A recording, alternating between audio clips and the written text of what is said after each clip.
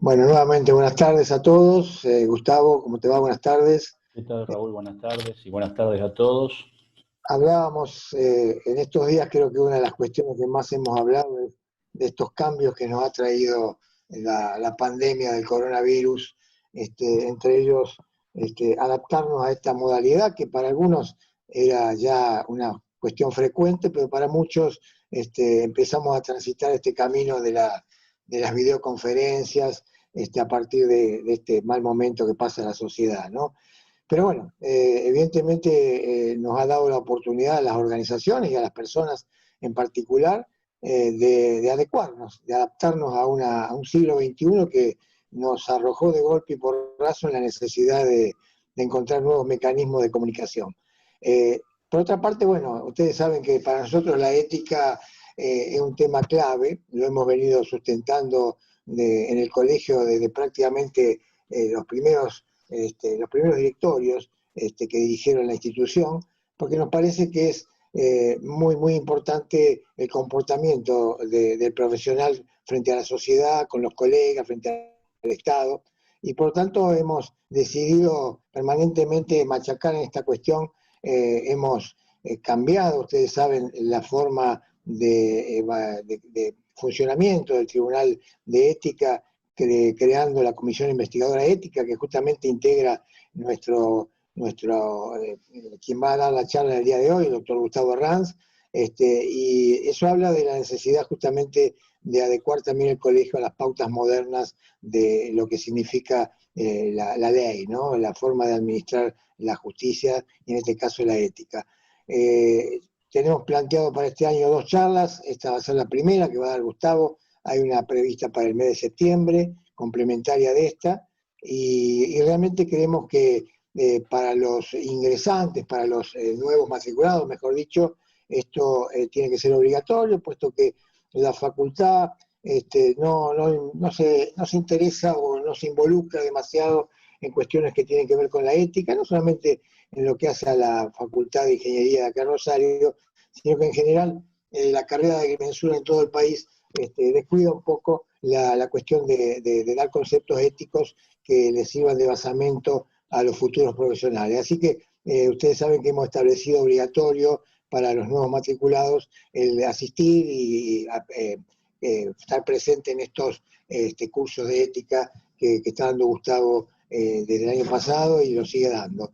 Así que, bueno, yo quería agradecer un poco a quienes han hecho posible esta primera experiencia de una jornada a distancia, al IFC, al Instituto de Formación Continua, en cabeza de Marco Palucci, que es su presidente, pero también fundamentalmente a Valentina Bichetti, a Olga Cardetti, a Cintia Bompar, a Macarena Romiti, a Diego Ferraro y al resto de los integrantes del instituto que han puesto todo su empeño en que esto salga bien.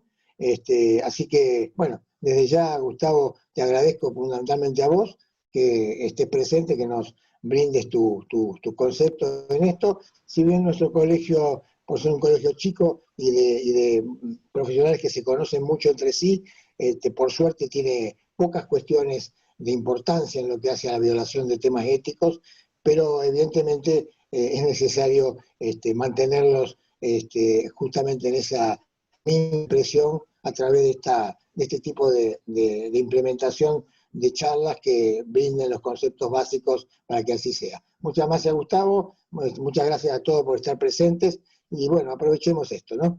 Buenas tardes. Bueno, gracias, Raúl. Y bueno, buenas tardes a todos de nuevo. Ya me han informado, Aníbal me ha informado que todos ustedes me pueden ver. Yo no tengo la suerte de verles las caras, pero veo que hay mucha gente, algunos con muchos seguramente ya nos habremos cruzado y habrá algunos que no. Pero bueno, como ustedes saben, yo estoy desempeñando funciones dentro del colegio, en lo que este órgano que se ha creado, que es la Comisión de Investigación Ética, tratando no de poner en camino, digamos, los profesionales, sino de justamente, como decimos siempre con los colegas de ustedes que me acompañan y con los jueces del tribunal, tratar, digamos, de repasar conceptos, ¿no es cierto?, que hacen no solamente a la ética, sino al ejercicio profesional. Antes de empezar esta charla, yo lo que les quiero decir es que, recién lo comentaba con Aníbal, que es el encargado de toda esta cuestión de sistemas, que por ahí si no se me escucha bien, porque saben que con todo este sistema nuevo, que estamos ahora todos con Zoom, y en realidad se está usando Zoom como nunca, y estas plataformas virtuales, me han informado que cuando uno tiene problemas, digamos, en el audio, en general, para que escuche la teleplatea, yo apago la cámara algunos segunditos o minutitos para que ustedes puedan escuchar. Porque yo, al no verlos, no sé si me están escuchando bien. O sea, yo les pido que si en algún momento no se escucha o hay problemas con el sonido, me lo hagan saber. Entonces yo apago la cámara, seguimos con la charla, pero no me van a poder. Pero es tarea de unos minutos, repito. Yo no sé, ahora por ejemplo yo estoy hablando solo, no sé si se me escucha bien, espero que sí. Gustavo, te Sí. corto, sí, se te escucha perfecto, creo que todos estamos escuchándote bien. Y Bueno. De paso aprovecho para avisar que vamos ahora a alargar entonces la primera asistencia, estén atentos para poner el presente, ahí les va a aparecer en pantalla, así que den el presente cuando les aparezca, cualquiera de los dos es correcto. Bueno, entonces Valentina, yo lo que te pido es que si tengo algún problema con el audio, me lo hagas saber vos. Perfecto, dale, ahí Dale. te escuchamos bien. Ustedes me dirán después ahora cuando terminen con los presentes, comenzamos. Bien, comencemos nomás, Gustavo. Bueno, las palabras del presidente del colegio recién han sido extremadamente acertadas, en el sentido de que el colegio ya hace varios años ha tomado, digamos, esta posta del tema de restaurar, digamos, porque en realidad es una temática que todos los colegios profesionales es como que la han reactualizado, el tema de poner la ética profesional, volverla a poner en el tapete. Digo, volverla a poner nunca tendría que haber desaparecido, ¿no? Pero volverla a poner en el tapete porque se han suscitado en muchos colegios, ha habido una cantidad en los últimos años de situaciones en las cuales la ética ha sido de alguna manera dejada de lado, la ética profesional por los profesionales, no todos obviamente.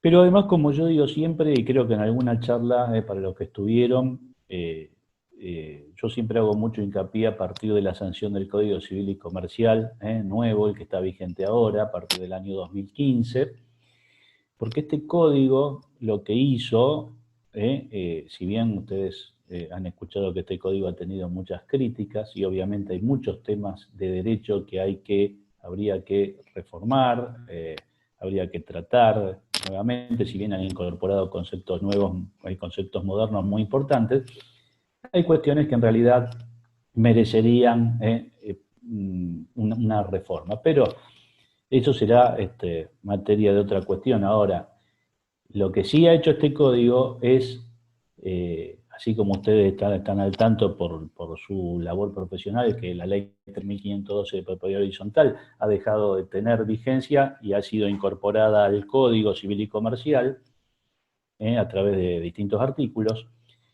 En materia de responsabilidad profesional, lo que ha hecho, ha introducido conceptos y ha, de alguna manera, mejorado conceptos que tenía el Código de Vélez. Y esto lo que ha hecho es, de alguna manera, acercar, unir el tema de la ética profesional con la responsabilidad profesional. De todas las profesiones, obviamente. Entonces, Por eso estas jornadas o estas charlas siempre, ustedes fíjense que tratamos de no dejar afuera ninguno de los conceptos. Por eso es ética y responsabilidad profesional, porque hoy van de la mano, hoy sí o sí van de la mano. Ese viejo concepto por el cual la cuestión ética es una cosa y la cuestión de responsabilidad profesional es otra, ya hoy prácticamente no tiene vigencia. Y vuelvo a repetir, la ética, lo que parecería ser algo abstracto, algo que nos pide el deber ser en los comportamientos profesionales, ya no están así. Eso yo lo recalco siempre, me habrán escuchado decirlo muchas veces, que en cuanto cumplamos con los deberes éticos que cada profesional tiene en sus reglamentos, en sus códigos, va a estar siempre muy alejado del tema de la responsabilidad profesional, que tiene varias aristas o varios aspectos, como vamos a ver ahora a continuación, donde vamos a hacer un repaso de este tema. Y como dijo el presidente, la idea era armar, o es armar 2 jornadas, otra en septiembre, porque lo que he organizado para hoy, en virtud de la situación, de probar a ver cómo salía esto, a lo mejor en septiembre ya nos podemos ver las caras que quiera, que es mucho más dinámico, es mucho más entretenido. Pero la idea hoy es un poco hacer, no es breve, tampoco es extenso, pero un desarrollo de la responsabilidad profesional y no quedarnos en el tema de la deontología, que ha sido materia de la mayoría de las charlas y de las jornadas que hemos tenido ocasión de yo poder ser disertante y ustedes haberme escuchado o habernos escuchado cuando hemos sido varios los que hemos disertado en charlas. Entonces, la idea hoy es un poco centrar el tema en el tema de la responsabilidad para tener un panorama. Y en la otra charla, sí, hacer a lo mejor un análisis más exhaustivo, habiendo desarrollado estos conceptos, de ese ámbito de responsabilidad ético-disciplinario y ponerlos a ustedes al tanto. Y digo ponerle a ustedes al tanto porque si bien se ha reformado el reglamento, la función del Tribunal de Ética del Colegio, esta creación de la Comisión de Investigación Ética, algún articulado que lo que hace a los deberes. Entonces sí, en esa segunda jornada, engancharlo con esto que vamos a ver hoy. Esto sería como hacer, digamos, la introducción al tema de la responsabilidad y desarrollar algunos conceptos que, ya les digo, y han sido plasmados en el Código Civil y Comercial en cuanto a la responsabilidad. Primer punto, ustedes se acuerdan en alguna de las charlas que siempre hacemos la distinción en lo que es ética profesional y deontología profesional. Cuando esto lo juntamos, cuando aunamos el concepto de la ética profesional a la responsabilidad profesional, lo que estamos hablando en realidad es de la deontología profesional, porque la deontología es un concepto mucho más amplio que el de la ética profesional. Es un concepto más amplio, más moderno, si bien es un concepto desarrollado en los últimos 20 años, 30 años, y algunos me dirán, y bueno, pero ya no es tan moderno, pero bueno, cuando hablamos de temas de derecho, hablar de posturas o de la creación de conceptos de 20 años es relativamente moderno. ¿Y por qué la deontología es más amplia? ¿Por qué es más amplia y es más abarcativa en materia de la responsabilidad? Porque la deontología profesional lo que hizo es introducir en la ética profesional todo el aspecto normativo que la ética profesional no tenía originariamente o no tiene originariamente. Porque la ética profesional, en definitiva, se asemeja más al concepto de la ética en general. ¿Se acuerdan en alguna charla que cuando hablamos de ética en general, estamos refiriéndonos a la ética que debemos mantener todos en nuestra relación con las personas en sociedad. Y yo alguna vez les he dado algún ejemplo diciendo que ¿qué le puedo exigir yo a mi vecino en carácter de vecino? Que sea cordial, que sea respetuoso, pero no le puedo exigir otra cosa. A un profesional, quedándonos en el tema de la ética profesional, ¿qué le puedo exigir de alguna manera? Que sea un buen profesional, ¿sí? Que sea responsable, que sea diligente.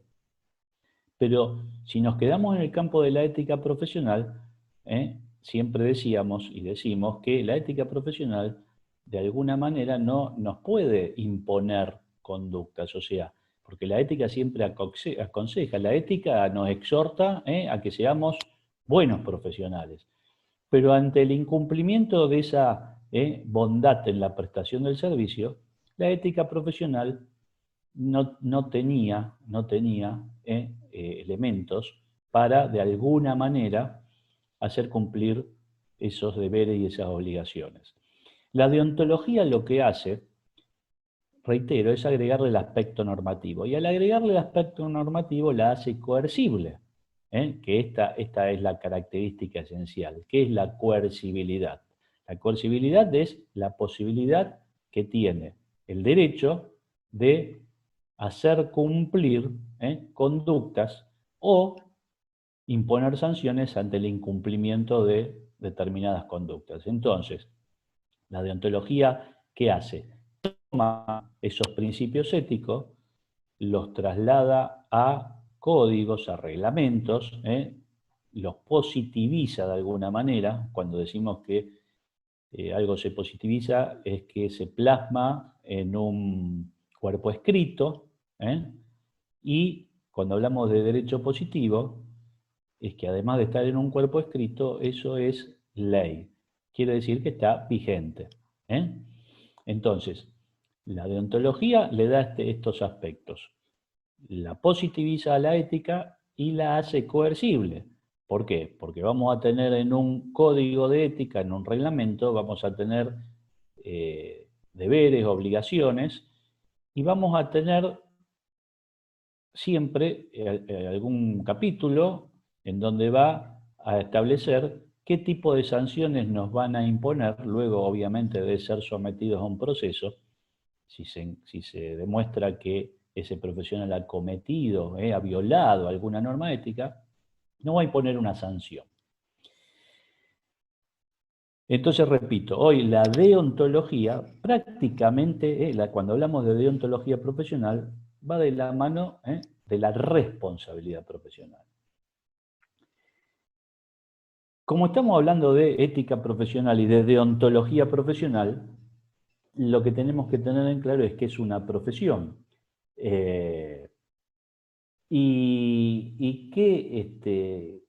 ¿Cómo definimos a la profesión? La profesión se va a considerar, digamos, ejercicio profesional, el ejercicio profesional, a toda actividad técnica o científica y su consiguiente responsabilidad, sea realizada en forma pública o privada, libremente o en relación de dependencia, y que reunieran la capacitación que otorga, ¿qué cosa? Un título habilitante, que ese título obviamente tiene que ser proporcionado por universidades oficiales o privadas, que estén reconocidas por el Estado, y se obtenga, repito, ese título habilitante para el ejercicio de la profesión.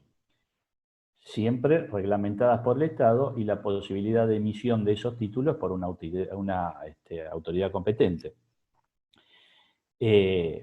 Por eso, cuando se habla de responsabilidad profesional, se deja fuera a todos aquellos que no son técnicamente profesionales. Porque, como yo digo siempre, en nuestra sociedad se llama o digamos, se le da la calidad de profesional a aquellas personas que técnicamente no son profesionales. Y eso yo también me habrán escuchado en alguna charla que creo que lo hemos dicho, y esta es la gran diferencia de la responsabilidad en la prestación de un servicio o el desarrollo de un oficio.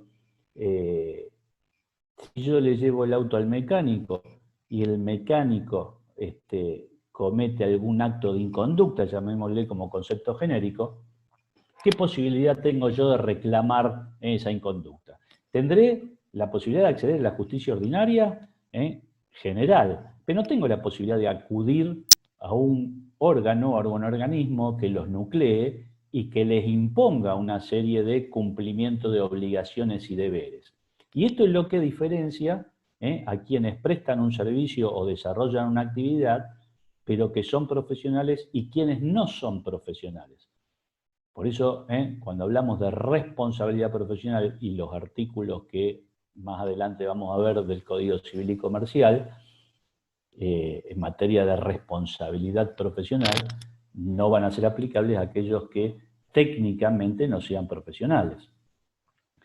En alguna charla también hemos hablado de los distintos ámbitos de responsabilidad profesional. Y vamos a hacer un breve repaso de esto porque esto sí es muy importante para esta jornada y para la próxima jornada.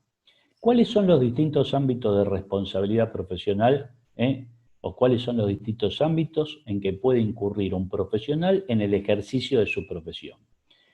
Los ámbitos de responsabilidad profesional son comunes a todas las profesiones. O sea, no existe un ámbito de responsabilidad para el agrimensor, un ámbito de responsabilidad profesional para el abogado, otro para el contador público, otro para el arquitecto, etc. Porque justamente son ámbitos de responsabilidad profesional. Y cuando hablamos de responsabilidad profesional sería el género, el género.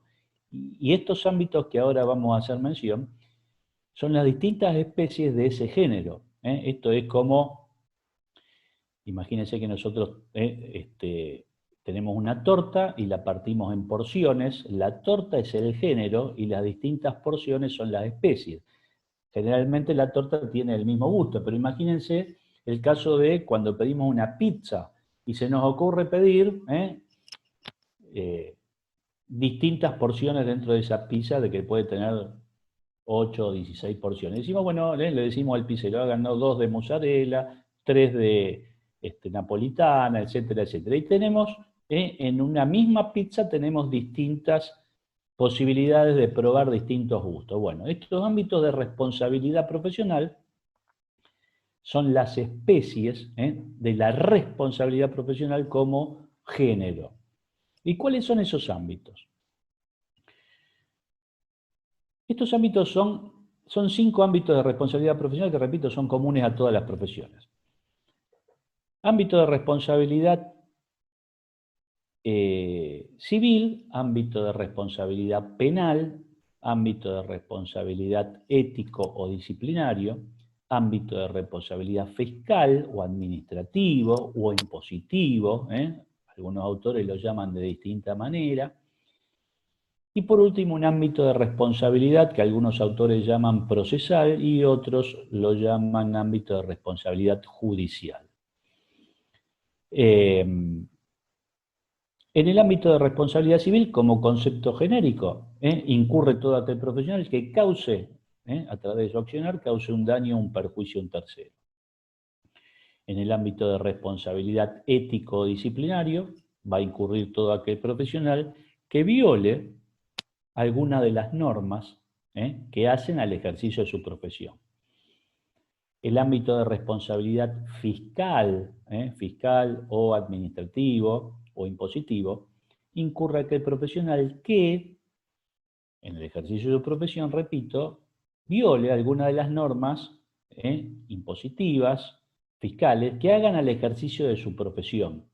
O sea, esto no tiene nada que ver con si el profesional no, por ejemplo, no paga impuesto inmobiliario en donde desarrolla su actividad, de su oficina, de su estudio.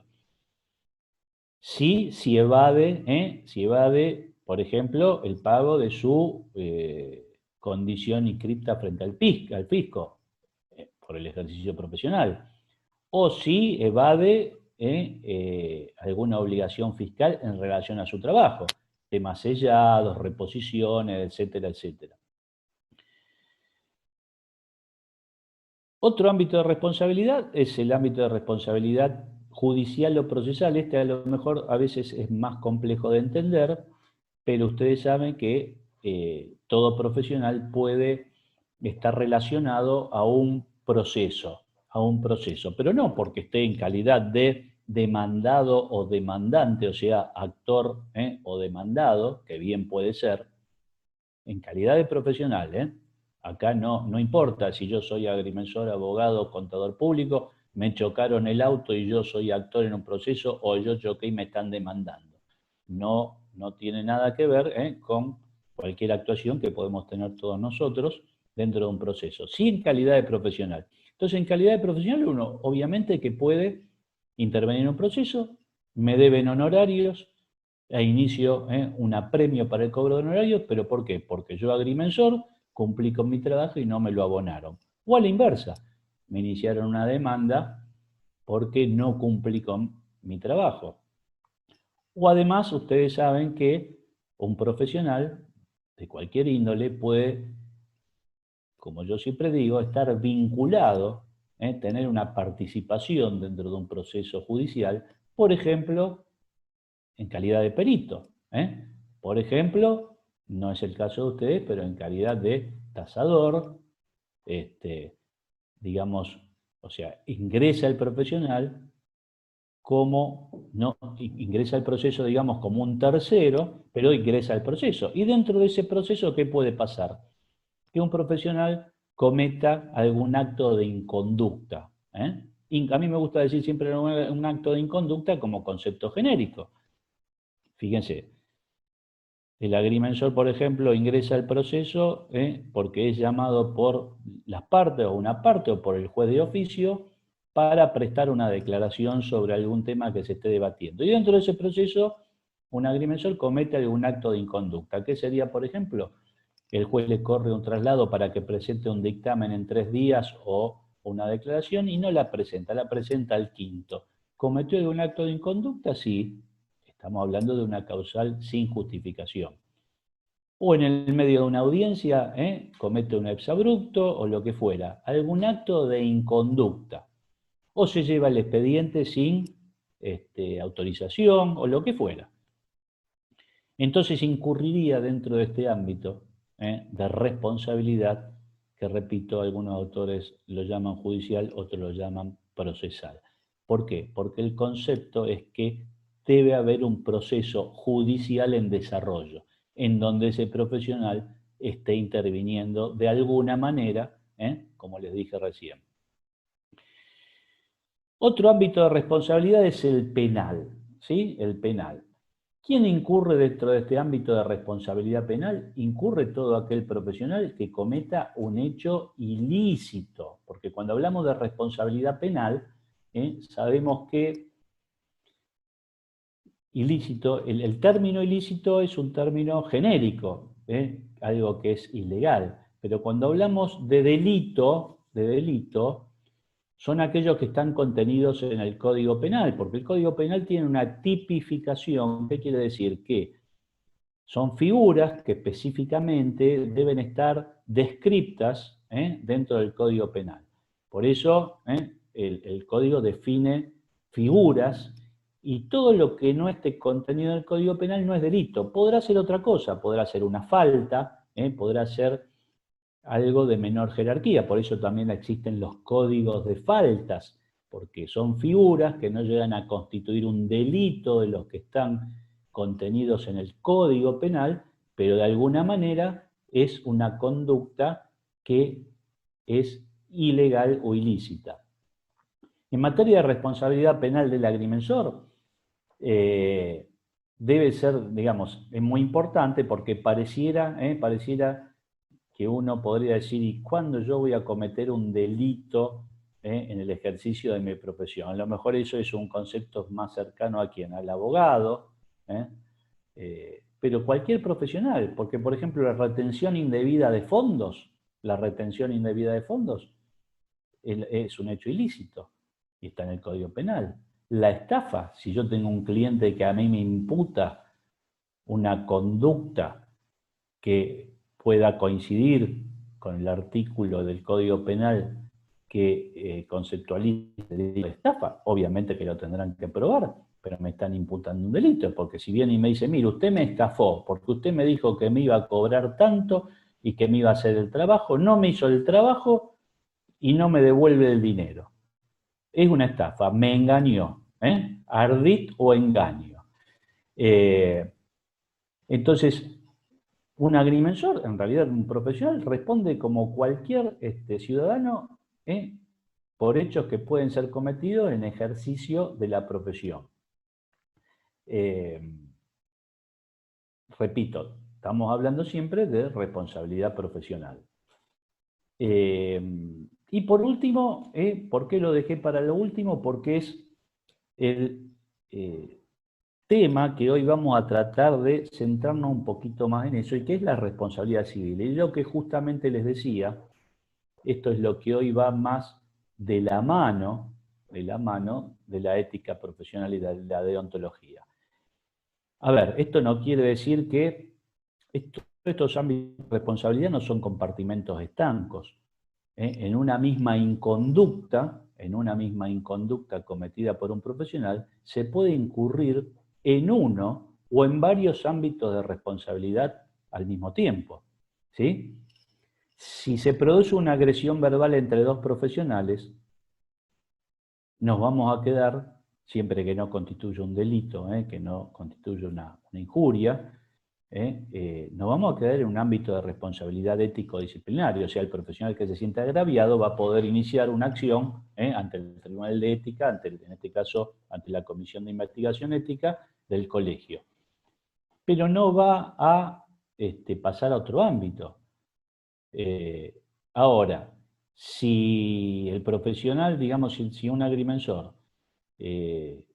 comete un exabrupto en público contra otro profesional, además ese profesional a lo mejor le va a iniciar una acción penal, repito, por estos delitos de calumnia o injuria, y a lo mejor le va a iniciar una acción civil. ¿Por qué? Porque va a querer que se le repare el daño de haber lesionado su buen nombre y honor públicamente. Entonces, y no quiero adentrarme en otras situaciones, como por ejemplo la adulteración de un plano, la introducción de datos falsos en un plano. Ustedes saben que un plano es un instrumento público, es un instrumento público, y el concepto de instrumento público, ustedes están manejando constantemente instrumentos públicos, y ¿saben qué? En el Código Penal existe el delito de adulteración, supresión, etcétera, de instrumentos públicos. O sea, si yo en un instrumento privado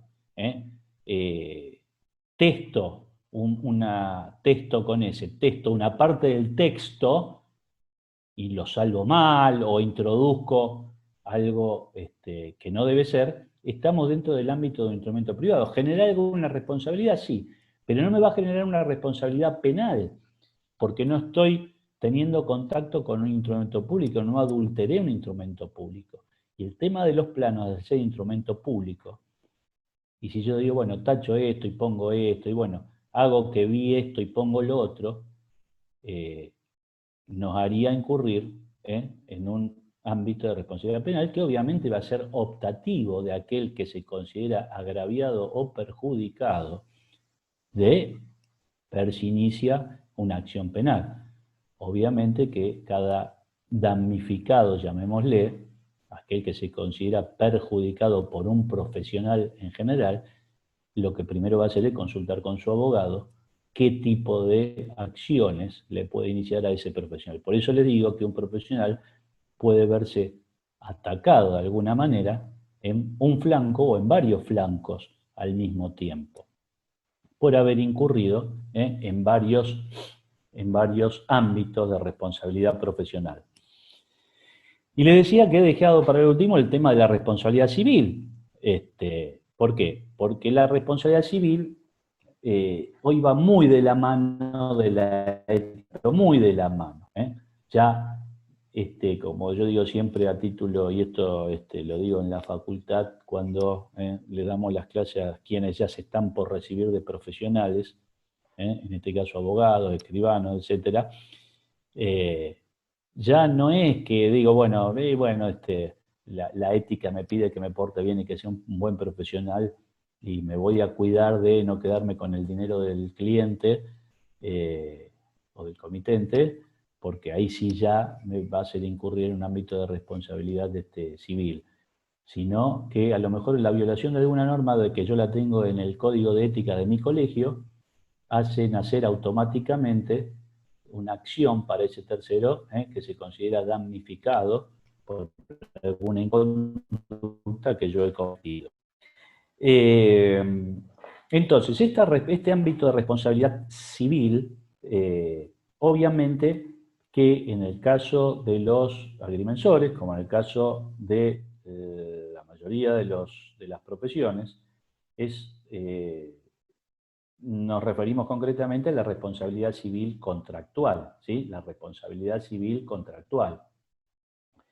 ¿Y cuáles son las obligaciones profesionales del agrimensor? A ver, hay un concepto que lo sacado de un... Bueno, si después el día de la segunda charla tenemos la posibilidad de que sea presencial, yo había preparado algunos cuadritos sinópticos y algunas cuestiones que hacen al desarrollo de algunos conceptos en tribunales, digamos, en distintos tribunales civiles, donde extraje de distintos fallos, de distintas sentencias, algunos conceptos que hacen al tema de la responsabilidad profesional, y también fallos que se llaman fallos plenarios, en donde coinciden muchos tribunales sobre un mismo tema, y que en materia de las obligaciones, digamos, de las obligaciones de los agrimensores, una cámara, la Cámara Civil y Comercial en la Sala Tercera de Córdoba, en un fallo, dijo que hay deberes que tienen que asumir quienes ejercen, son todos deberes que tienen que asumir quienes ejercen la profesión, y exige al profesional el cumplimiento de normas y responsabilidades en relación a actos ligados a su campo laboral, ¿sí? Ese es un concepto de responsabilidad profesional. ¿Y cuáles son las obligaciones profesionales del agrimensor? ¿Cuáles son esas obligaciones profesionales? Que en realidad son todas de su incumbencia. Cuando hablamos de obligaciones profesionales, digamos, directamente van a las incumbencias profesionales. El agrimensor digamos, desarrolla una profesión liberal, ¿sí? Y de hecho, por ser una profesión liberal, está obligado a respetar, yo creo que es el concepto de responsabilidad profesional más amplio, y que es el del secreto profesional. Porque el secreto profesional, justamente, como su nombre lo dice, es un concepto, es un instituto jurídico reclamado a quienes ejercen una profesión. Por eso se llama secreto profesional. Y fíjense que dentro, porque parecía que el secreto profesional es un deber, quedaría en el campo del deber, pero es un instituto tan importante y tan amplio que el secreto profesional ha sido incluido en todos los códigos penales del mundo como un delito. ¿Qué cosa? La violación al deber de guardar el secreto profesional. O sea, con esto, como yo digo siempre, no todos los incumplimientos éticos constituyen delitos, pero la violación al deber de guardar el secreto, de lo que yo estoy realizando, y el secreto de la información que me da ese cliente, ese comitente, la violación constituye delito. Entonces, repito, el agrimensor ejerce una profesión liberal. Teniendo en cuenta la responsabilidad que tiene un agrimensor, le está prohibido, por ejemplo, subcontratar los trabajos que son de su incumbencia. Entonces la cuestión es, ¿se trata de una simple obligación de medios o de una obligación de resultados? ¿Se trata de una obligación de medios o de obligación de resultados, la prestación de ese servicio profesional? La respuesta a esta pregunta es clara, lo ha sostenido todo el derecho positivo, toda la jurisprudencia, que se trata de una obligación de resultados. Se trata de una obligación de resultados. Hoy en día se observa ¿qué cosa? Una tendencia a tratar de alguna manera de imponer a los profesionales liberales, además, sus obligaciones contractuales propiamente dichas. ¿Cuál sería, por ejemplo, un deber de asesoramiento? Hoy, la mayoría de los tribunales encuentran el incumplimiento de obligaciones profesionales cuando no se agota ese deber de asesoramiento en la atención de sus clientes. Y este deber de asesoramiento es otra cosa que, ¿qué cosa? Que la obligación tradicionalmente admitida por los, generalmente yo digo siempre por los notarios, por los escribanos, que consiste en que en el deber no solo de dar un eficaz asesoramiento a ese cliente, a ese comitente, sino también en todo aquello que no les he solicitado. O sea, esto es como poner sobre la mesa toda la información que yo como profesional se la debo dar a ese cliente. Es decir, advertir a ese cliente, advertir a ese comitente de las consecuencias que podrían resultar más adelante de realizar tal operación o tal trabajo de una manera o de otra manera. ¿Sí? Esto es muy importante porque, les digo, hoy este deber de asesoramiento que parecería que queda en un terreno de intimidad entre el cliente, el comitente y el profesional, pareciera que quedara ahí. Los tribunales hoy le digo ya hace mucho tiempo, cuando hay procesos judiciales de responsabilidad profesional y se pone sobre el debate el tema del mal asesoramiento, los tribunales, en la mayoría de los casos, cuando se prueba obviamente, y que esto ha causado un daño, un perjuicio a esa persona que lo alega, los profesionales terminan siendo condenados, digamos, por este mal deber de asesoramiento. Entonces, ¿cuál es el rol y cuáles son las obligaciones propias de los agrimensores en el ejercicio de su profesión? También en una síntesis de un fallo de una Cámara de la provincia de Buenos Aires, ha establecido que el rol del agrimensor, es el técnico que ejerce la profesión de la agrimensura en nombre propio y bajo su responsabilidad profesional. Repito, en nombre propio y bajo su responsabilidad profesional. Y esto nos lleva a un tema que después al final lo vamos a tocar, y que es el de la, llamémosle, subcontratación, que dijimos que obviamente no puede ser, pero es relacionado con este tema que yo he visto al cabo de estos años. Estoy vinculado al colegio y que lo trata de alguna manera la ley 2996, esa ley de catastro, y que habla de la medición en forma personal. La medición, de que es un tema que sería para debatirlo.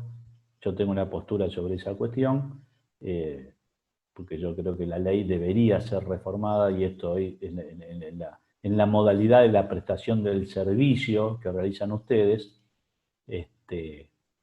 tendría que tener una reconsideración, porque en definitiva el profesional es el que firma, es el que avala, el que firma y el que debe hacerse responsable. Pero bueno, es otro tema. Entonces, digamos, este concepto, si queremos darlo con extrema precisión, ¿cuál es el rol del agrimensor? El agrimensor es el que realiza los estudios, dice el fallo en esta parte, considerando en esta fundamentación, dice, es el que realiza los estudios y trabajos topográficos necesarios ¿para qué? Para la materialización de los límites de la propiedad territorial. Y elabora documentos cartográficos concernientes a los derechos territoriales invocados. ¿Sí? A los derechos territoriales invocados, tales como planos de mensura, de subdivisión, de unión, de reposición, de mojones, etcétera, etcétera.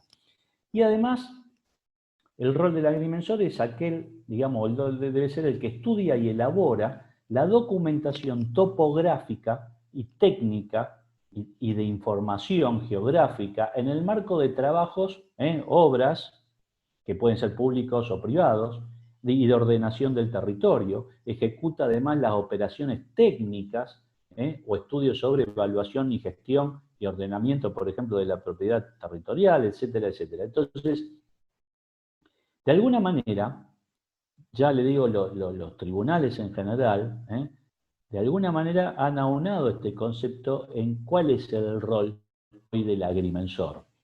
Y por lo tanto, se ha establecido, digamos, que, claro, el agrimensor tiene un monopolio profesional. Existe, sí, de alguna manera existe un monopolio. Digamos, el agrimensor puede realizar los estudios y trabajos que determinan el mejoramiento del límite de la propiedad territorial y no lo puede hacer nadie más. Y este monopolio se encuentra reforzado por los actos puramente territoriales, identificación de los bienes, cálculo de superficie, medianería, etcétera, que son auténticos del ejercicio del agrimensor.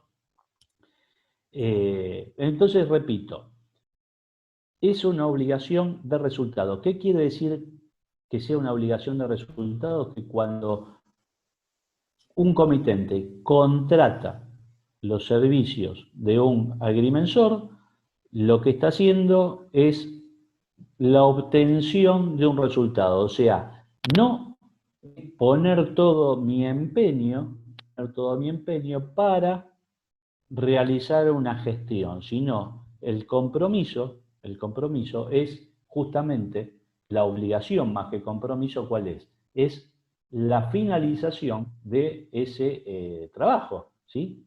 O sea, en el caso, por ejemplo, de la redacción, digamos, confección de un plano, concretamente es finalizar y confeccionar ese plano con todas las cuestiones administrativas que ello deriva, la inscripción, etcétera, etcétera, que ese plano sea aprobado y darle en mano un documento público legal. Entonces, responsabilidad civil, obligación de resultado. El agrimensor es responsable de ¿qué? De la bondad de los trabajos que realiza. Y cuando decimos bondad no es que sea bueno, sino que justamente relacionarse ese concepto con lo que les acabo de decir, de la legalidad de ese trabajo. Legalidad, repito, entregarle al cliente un documento que es un documento público y que sea legal extrínsecamente e intrínsecamente, o sea que el contenido se ajuste a la realidad y que extrínsecamente cumpla con las formalidades que debe tener. La responsabilidad civil hoy reposa en algunos artículos, en varios, pero hay algunos artículos del Código Civil y Comercial que son fundamentales para entender este tema de la responsabilidad. Como concepto general, que cuando hablamos de responsabilidad civil, este ámbito de responsabilidad civil, recordemos lo que le dije al principio. Incurren digamos, en este ámbito de responsabilidad profesional todo aquel que en el ejercicio de su profesión cause un daño o un perjuicio a un tercero y que hagan hacer en ese tercero, hagan hacer una acción, la posibilidad de una acción para reclamar, ¿qué cosa? Una reparación del daño. Por eso el ámbito de responsabilidad civil siempre se traduce en una cuestión económica, porque la reparación de un daño, cuando un juez falla a favor de aquel que se considera damnificado o perjudicado, lo que hace un juez civil o un tribunal civil es imponer una sanción económica, que puede consistir en reparar un daño, en indemnizar, en devolver una suma de dinero, etcétera, etcétera, pero queda resumido al campo económico, a materia económica. Por eso yo digo, muchas veces yo he escuchado a muchos profesionales, siempre digo lo mismo, cuando he tocado desempeñar la función de juez en el Tribunal de Ética del Colegio de Abogados, que imagínense que es un campo muy a ver, ¿cómo podría decirles? Es un campo que se presta mucho, digamos. De hecho, siempre me preguntaban, y al día de hoy me preguntan cuántas causas hay en el Tribunal de Ética, cuántas había en su momento cuando yo ejercía en el Tribunal de Ética, cuántas causas había en trámite, y llegamos a tener casi 1000 causas, pero claro, es un colegio que debía tener en ese momento 10 o 12.000 matriculados, hoy debe tener 18 o 20, pero el hecho de que haya casi un 10% de causas, muchas causas relativas al mismo profesional, pero imagínense que era un número y es un número importante. Entonces, tenemos que tener en cuenta que cualquier inconducta profesional sí o sí le va a hacer nacer a esa persona una acción para reclamar, obviamente, el daño en derecho. El daño, aquel que alega un daño en derecho tiene que demostrarlo, porque el daño por el daño mismo no existe. Si yo invoco un daño o invoco un perjuicio, tengo que demostrar que realmente se me causó un perjuicio. O sea, dentro de un proceso civil, realmente tengo que acreditar a través de la prueba que se me ha causado un perjuicio, un daño. Yo no puedo decir, ah, no, mire, esto en realidad no me gustó, esto se demoró en el tiempo. Está bien, y le causó un daño. Y acá, por ejemplo, fíjense en este concepto. El agrimensor me dijo que en 6 meses estaba el trámite terminado y tardó 2 años. Vamos a suponer, obviamente, que no haya habido ninguna causal exterior, paro de catastro, pandemia, etcétera, etcétera. Dará lugar al inicio de una acción civil. Y bueno, si yo damnificado quiero que se me indemnice, que se me repare algo, tengo que iniciar una acción civil y demostrar que en realidad se me causó un daño. ¿Cuál fue el daño? Y no pude transferir el inmueble porque no tenía los planos y me perdí una operación. O si yo hubiera tenido los planos a los 6 meses cuando el agrimensor me lo prometió, las propiedades en ese momento estaban mejor valuadas y hoy la tengo que vender en tanto, y por más que digamos, bueno, vivimos en Argentina, con lo cual acá el sub y baja es muy normal y podría ser no un concepto, digamos, imputable, a lo mejor encontraríamos un tribunal que diga, sí, se le ha causado un perjuicio. Entonces, pero si yo digo, tardó 2 años y no me causó ningún perjuicio, y le inicio una acción civil, no voy a encontrar un juez que me dé la razón. Pero a lo mejor sí, no, a lo mejor no, seguramente sí, si esa persona me inicia una acción ante la Comisión de Investigación Ética y ante el Tribunal de Ética, seguramente el Tribunal de Ética, probado, repitamos, la demora injustificada, seguramente va a emitir una sentencia condenatoria contra ese profesional. O sea, por eso yo siempre digo esto, cuando me ha tocado hablar de todos estos temas, siempre digo que los profesionales tratan de cuidarse de alguna manera, de no incurrir en un ámbito de responsabilidad civil, y sí, esto me va a costar plata. Bueno, y algunos tendrán esa famosa frase que se utiliza, yo creo que mal utilizada: todo lo que significa plata o todo lo que se pueda arreglar con plata no es problema. Está bien, la tengo que tener, la tengo que ver, y bueno, la sacaré de un lado, bueno, perfecto. Y los profesionales se cuidan también de no incurrir en responsabilidad penal, porque a ninguno le gusta estar vinculado o sometido a un proceso penal. Queremos estar muy lejos de ello. Y el tema de la responsabilidad ética, dicen, y bueno, pero esto es algo de menor jerarquía, ¿qué va a pasar acá? Y me van a llamar y me van a tirar de las orejas y me van a decir que me porte bien. Y esto ya no es tan así. Y de hecho, vuelvo a repetir lo que originariamente dijo el presidente al inicio de la charla y lo que yo digo siempre: yo he visto profesionales que han de alguna manera se han salvado del tema penal. El tema civil, como dije, bueno, han tratado de alguna manera de llegar a algún acuerdo, pero resulta que han quedado sancionados por el Tribunal de Ética de su colegio, y a lo mejor con una sanción que le implica, no sé, 1 año de suspensión en el ejercicio.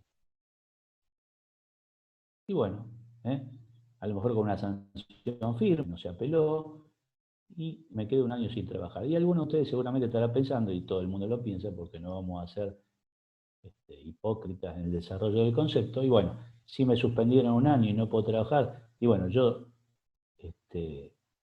todos los trabajos que a mí me entren se los daré a fulanito o a fulanita, amigo o amiga, y que lo haga él y lo firme él y yo no figuro, y sí, pero bueno, ya eso sí es un profundo concepto de una conducta antiética.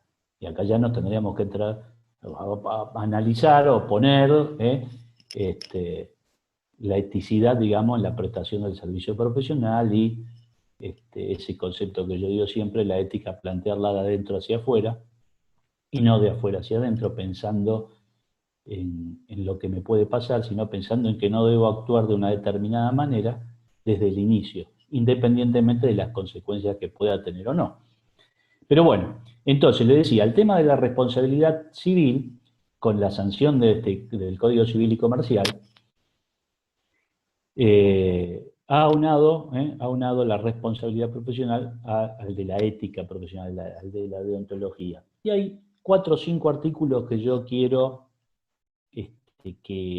leérselos, digo leérselos porque de memoria no hay abogados, no hay, digamos, profesionales de derecho que le puedan recitar, ni magistrados que le puedan recitar de memoria el artículo, y menos un código que está vigente hace un tiempo. Yo digo siempre cuando desarrollo las clases en derecho, por ahí se me pasa, decía acordarme de algún artículo viejo del Código Civil, y automáticamente lo digo, ¿por qué? Porque lo he estudiado en la facultad, porque he ejercido 20 y pico de años la profesión, y uno ha estado mucho más tiempo en contacto con ese código y no con este código que tiene 4 años de vigencia. Y que hasta incluso si bien ha transcrito de alguna manera artículos del otro código, sí le ha reformado la forma de redacción o ha cambiado algunas palabras. Pero bueno, el Código Civil y Comercial nuevo, el que está vigente, tiene artículos que están directamente relacionados, que tratan el tema de la responsabilidad profesional. ¿Cuáles son estos artículos? Vamos a analizar los más importantes, porque si no esto nos llevaría mucho tiempo de desarrollo, y repito, esto es lo que quiero que hoy quede este concepto de alguna manera plasmado para la próxima jornada, hacer, digamos, un puente entre esto que vimos hoy y lo que desarrollaremos oportunamente. Entonces, por ejemplo, tenemos el artículo 1710 del Código Civil y Comercial. El artículo 1710 es el artículo que habla del deber de prevención, repito, el deber de prevención del daño que debe tener toda aquella persona en una conducta. Repito, el deber de prevención. O sea, en este caso el deber de prevención que debemos tener todos los profesionales. ¿Sí? Pareciera que esto, tengo que... Y sí, de alguna manera yo tengo que tener internacionalizado este deber de prever. Entonces, ¿qué dice el artículo 1710? Toda persona tiene el deber en cuanto de ella dependa de a. Evitar causar un daño no justificado. Evitar causar un daño no justificado. B. Adoptar de buena fe y conforme a las circunstancias las medidas razonables para evitar que se produzca un daño o disminuir su magnitud. Si tales medidas evitan o disminuyen la magnitud de un daño del cual un tercero sería responsable, tiene derecho a que se le reembolse el valor, etcétera, etcétera. El inciso C dice, no agravar el daño si ya se produjo. Repito, deber de prever el daño. El artículo 1723, el 1723, habla justamente de la responsabilidad objetiva, esta obligación de resultado que tienen los profesionales y que tiene el agrimensor, la responsabilidad objetiva. ¿Por qué? Porque se prometió un resultado. Cuando me contratan, lo que yo estoy prometiendo en la prestación de mi servicio profesional es arribar a un resultado. Yo no prometo poner, repito, todo mi empeño para ver qué pasa. No, prometo la finalización de un trabajo y un resultado final. Entonces, Este artículo 1723 dice lo siguiente: responsabilidad objetiva. Cuando de la circunstancia de la obligación o de lo convenido por las partes surge que el deudor debe obtener un resultado determinado y su responsabilidad es totalmente objetiva. ¿Salvable con qué? Y acá volvemos a un concepto tradicional del derecho. ¿Salvable con qué?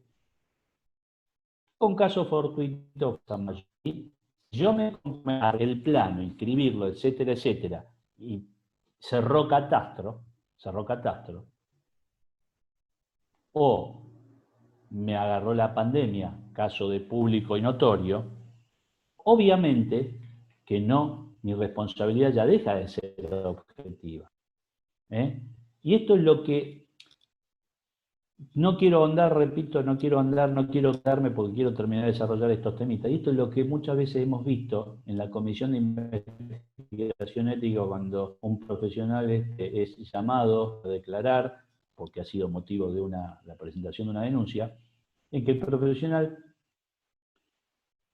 dice, y yo no lo puedo hacer porque, claro, ¿se acuerdan que el catastro estuvo de paro, esto, lo otro? O lo que muchas veces pasa cuando, y que esto sí ya, y va a tener relación con otro temita que vamos a ver ahora, otro artículo, y no, el comitente no pagó el impuesto inmobiliario y por lo tanto yo no pude seguir con mis trabajos adelante. ¿Y lo constituí en mora yo para poder acreditar el día de mañana del por qué estuvo parado el trámite 5 meses y no es atribuible a mi conducta? Lo constituí en mora, lo intimé, dejé constancia por escrito. No, yo se lo dije verbalmente y él me dijo, bueno, escúcheme, no, pero no voy a hacer problema. Y después, ya que terminado el tiempo, nos llega la carta documento en donde nos dicen que nos comprometimos a terminar los trabajos en tanto tiempo y resulta que, y uno le dice, pero si yo le pedí a usted cientos de veces que cumpliera su obligación porque si no yo no podía seguir con mi trabajo adelante. Ah, bueno, pero mira, en realidad, entonces, y entramos en esa nebulosa de quién es responsable. ¿Es responsabilidad mía o no soy responsable porque hay un incumplimiento del comitente? El artículo 1768, específicamente que se refiere a las profesiones liberales, y dice lo siguiente: la actividad del profesional liberal está sujeta a las reglas de las obligaciones de hacer. La responsabilidad es subjetiva, excepto que se haya comprometido a un resultado concreto. Y repito, la responsabilidad civil del agrimensor, la de muchos profesionales, es de resultado.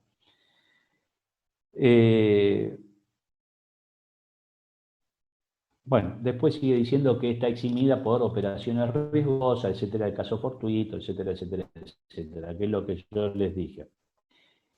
El artículo 1724 ya nos habla de los factores de atribución de la responsabilidad. Y este es un concepto jurídico que muchas veces también lo he visto yo cuando me ha tocado, no solamente en este colegio, actuar, en este caso en la comisión o en un tribunal, lo he visto, repito, en el Tribunal de Ética del Colegio de Abogados, en el de escribanos, que justamente los conceptos de derecho lo tendrían que tener refrescados, por decir, en donde dice, bueno, pero esto yo no lo hice, esto yo no fue con intención.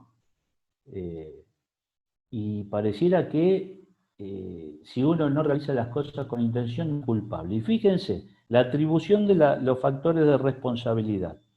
Son factores subjetivos de atribución la culpa y el dolo. O sea, ¿qué nos está diciendo la ley? La intención, obviamente, si yo le quiero causar un daño a alguien, el dolo intencional no resiste análisis. Y la culpa, no lo quise hacer. Esto yo no lo quise hacer. Por eso ustedes muchas veces habrán escuchado en los distintos medios, cuando se habla del homicidio culposo y el homicidio doloso. Y yo iba manejando por la calle, iba a 20 kilómetros por hora, cinturón de seguridad, viendo todas las señales de tránsito. Y en el medio de la calle se me cruzó una bicicleta que salió del costado. Se murió la persona. ¿Es un homicidio? Claro que es un homicidio. No es doloso, es culposo, porque todas las precauciones yo las tenía. Ahora, si yo iba a 120, y se me cruzó la bicicleta, por más que se me cruzó del costado, y yo nunca preví que del costado de la vereda iba a salir una bicicleta, ¿saben qué? El tribunal me va a condenar a mí, porque me tendría que haber representado la posibilidad de causar un daño, independientemente de que esa conducta, digamos, del ciclista haya sido totalmente irregular. Entonces, la ley lo que hace en materia de responsabilidad profesional es justamente esto. Es decir, bueno, los factores de atribución de responsabilidad son el dolo y la culpa. No me venga a decir que porque usted no lo quiso causar, no es responsable. La culpa consiste en la omisión de la diligencia debida según la naturaleza de la obligación, según la naturaleza de la obligación. Y repito, ¿cuál es mi obligación como agrimensor? Terminar el trabajo, obligación de resultado.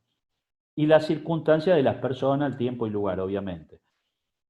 Comprende, fíjense qué conceptos son fundamentales, y son conceptos que en derecho se le machacan a aquellos que deciden estudiar la carrera de abogacía y aquella que sea relacionada con el desarrollo de actividades jurídicas. Comprende la imprudencia, imprudencia en la prestación de mi servicio, la negligencia y la imprudencia en el arte o profesión. Repito, la imprudencia, la negligencia y la impericia en el arte o profesión. Estos tres conceptos, sobre todo el de negligencia, hemos visto en esta actividad, cuando el profesional dice, y bueno, yo ya fui, había tomado las medidas, ¿y para qué voy a volver si ya las había tomado? Y a lo mejor hubo una variación, o un caso más grave, que hemos tenido algunos casos que analizar ante presentaciones que han hecho en contra de algunos agrimensores. Y no fui a medir. Algunos reconocieron, otros obviamente no reconocieron. ¿Por qué no fui a medir? Porque ya lo tenía y había ido hace unos años y eso no varió. Y resulta que hubo alguna variación. O calculé mal, porque no fui con el elemento. Hay cuestiones técnicas que ustedes obviamente las manejan mucho mejores que yo. Y resulta que da una medición distinta de la que realmente es. Entonces, fíjense que la ley hoy en materia de responsabilidad civil, si bien son conceptos jurídicos de antaño, el tema de la, no solamente imprudencia, negligencia e impericia. ¿Qué quiere decir impericia? Que yo no soy apto, digamos, impericia. ¿Soy perito o soy apto? Si yo trabajo o realizo una actividad con impericia, quiere decir que de alguna manera estoy realizando mal mi función porque no soy apto. El dolo se configura por la producción de un daño de manera intencional o con manifiesta indiferencia por los intereses ajenos. Con manifiesta indiferencia por los intereses ajenos.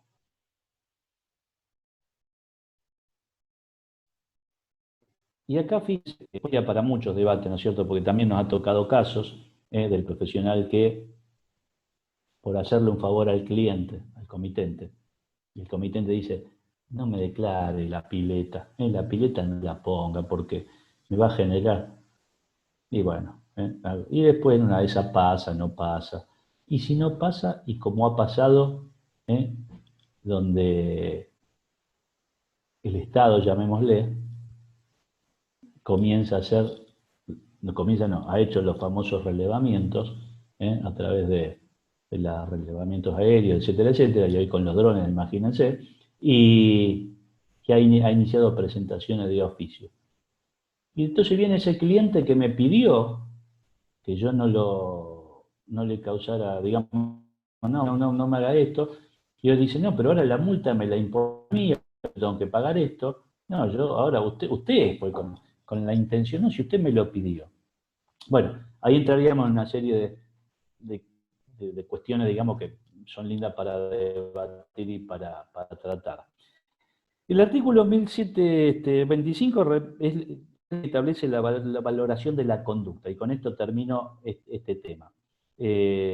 Entonces, dice, cuanto mayor sea el deber de obrar con prudencia y pleno conocimiento de las cosas, cuanto mayor sea el deber de obrar con prudencia y pleno conocimiento de las cosas, mayor es la diligencia exigible a la gente, al profesional, y la valoración de la previsibilidad de las consecuencias. Fíjense lo que está diciendo. Esto no es otra cosa que decir, señor profesional, señor agrimensor, desde el momento que el comitente le da, le firma la orden de trabajo y que le descarga el trabajo, la pelota la tiene usted.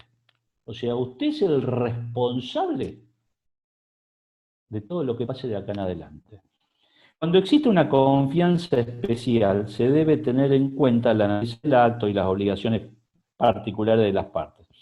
Para valorar no se toma en cuenta la condición especial o la facultad intelectual de una persona determinada, a no ser en los contratos en que suponen una confianza. Repito, la obligación del agrimensor es una obligación de resultado. Cuando un comitente me encarga un trabajo, lo que estamos haciendo es celebrar un contrato.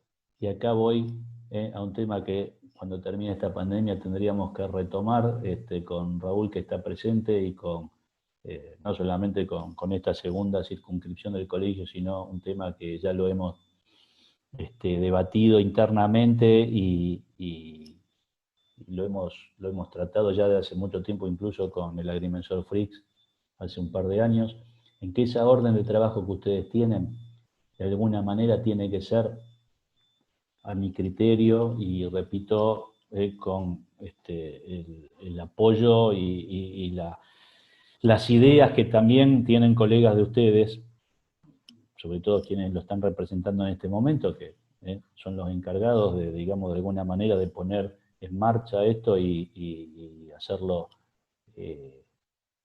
funcionar y que esté vigente, de que esa orden del trabajo tendría que haber llamémosle, un modelo único en donde incluya una serie de cuestiones que sean, que le den tranquilidad al comitente, que le den tranquilidad, pero que también sean una garantía para el agrimensor, que sean una garantía para el agrimensor.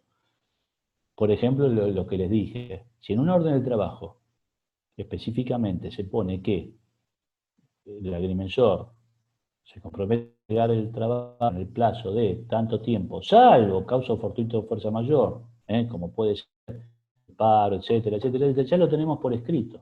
Y no tenemos que entrar en el debate de, pero mire, si cuánto tiempo estuvo cerrado, 15 días, 20 días, no, pero después trabajaron el reglamento 2 días, etcétera, etcétera, etcétera. Porque eso sí es de público notorio y demostrable. Y así un montón de situaciones, y establecer, digamos, el tema de la firma por el comitente o aquellos que tengan, como decimos en derecho, un interés legítimo para encargar el trabajo al agrimensor, y que ese agrimensor después no se vea en la confianza envuelto en algún problema, decir, no, pero si ostensiblemente la persona es el dueño, lo habita, yo fui a la casa, etc., y resulta que no es ni el titular dominial, ni es el heredero con declaratoria, ni es... Entonces, bueno, pero también esto es materia de otra charla y de otra cuestión. Entonces, para cerrar, repito, hoy la responsabilidad civil, la responsabilidad ética, ese tema de responsabilidad ética que pareciera algo, un chas si nos portamos mal, y nos piden, hoy ya dejó totalmente de lado de quedarse encasillado en ese concepto, y pasar de la mano concretamente a este tema de la cuestión civil y de la responsabilidad civil que nos hace, de alguna manera, si incumplimos con alguno de nuestros deberes, incurrir en estas obligaciones. Y por último, una breve mención que también es tema de desarrollo, o va a ser tema de desarrollo para otra oportunidad, y que es el artículo 65 de la ley 2996, que es la ley de catastro, todos conocen. Y a mí me gusta repetirla porque algunos de ustedes la tendrán muy presente, otros la habrán leído y se la habrá escapado, pero fíjense que el artículo 65 dice que los profesionales que realizan relevamientos topográficos que constituyan elementos catastrales, ya sea de mensuras administrativas, judiciales o privadas, y que no sea realizado en forma personal, o que de las cuales surja un error en la realización o en el cálculo, o un error en los planos fraguados, dice la ley, lo hacen incurrir en una responsabilidad. O sea, fíjense, la ley 2996, que es del año 41, con una reforma del 59, pero que ya hablaba de este tema. Y, o sea, donde lo hace responsable al agrimensor. Yo creo que hay un temita con respecto de la medición personal y la realización personal, que es un tema lindo para debatir, porque hoy yo creo que, y con la vorágine de trabajo que gracias a Dios han tenido y tienen ustedes, y la posibilidad de que hoy un agrimensor tenga personas que colaboran con su trabajo o que estén trabajando a lo mejor en forma de empresa, llamémosle, con varios colaboradores. El profesional del agrimensor siempre va a ser el que firma los planos y por lo tanto va a ser responsable. Y muchas veces habría que analizar la posibilidad de que a lo mejor materialmente el agrimensor realice o no realice la medición en forma personal, será responsable de si el dependiente que fue a tomar esa medición lo hizo mal o bien. Eso ya, por eso le digo que es un análisis más profundo, que no quiero ni ponerlo en el tapete ahora, pero sí en algún momento ver, digamos, la posibilidad por lo menos de mantener alguna posibilidad de charla con autoridades, con colegiados, etcétera, sobre estos temas, porque, repito, son cuestiones que nos han traído a la Comisión de Investigación Ética por personas, comitentes, que han imputado de alguna manera conductas o inconductas, en este caso porque diciendo que nunca le vieron la cara al profesional contratado para realizar el plan. A lo mejor el plan no ha terminado bien, digamos, no han tenido problemas, pero en una declaración han manifestado que si bien no tuvieron problemas con el plano, nunca ese profesional con el cual tuvieron una primera cita, una primera reunión cuando contrataron el servicio, después no fue el que materialmente fue a tomar esas mediciones. Pero bueno, dejemos. Bueno, no sé si los he aburrido, hemos tratado de ser concisos, breves y en materia de que estamos, que no tenemos la posibilidad de un break, de tomar un cafecito, como siempre se ha hecho, y de, digamos, de descomprimir un poco y que esto sea una especie de un solo módulo. Así que les agradezco por su participación, por haberme escuchado en esta situación. Y creo que estaba previsto que si a partir de ahora querían hacer algunas preguntas, las hicieran, y tratar de contestarlas brevemente para no agobiar a todos ustedes y con cuestiones digamos a que a lo mejor a alguno no le interesa o ya lo hemos debatido. Pero a ver, acá me han subido algunas preguntas que han hecho en esta posibilidad de question and answer que este sistema tiene. Yo las voy a leer porque ustedes, yo tengo entendido que no sé si las pueden ver.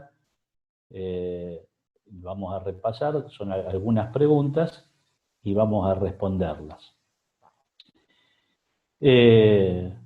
Vamos a obviar quiénes la hicieron. O sea, si estuviéramos presencial, ustedes hubieran visto que levantó la mano fulano y preguntó tal cosa.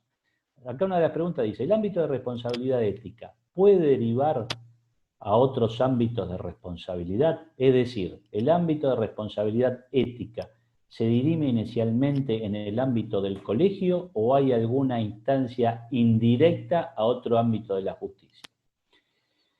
El ámbito de responsabilidad ética, como les dije, claro que puede derivar en otros ámbitos de responsabilidad, porque una misma inconducta, como les dije, inconducta como concepto genérico, puede hacer que esa acción nos lleve a que el profesional pueda responder en otros ámbitos.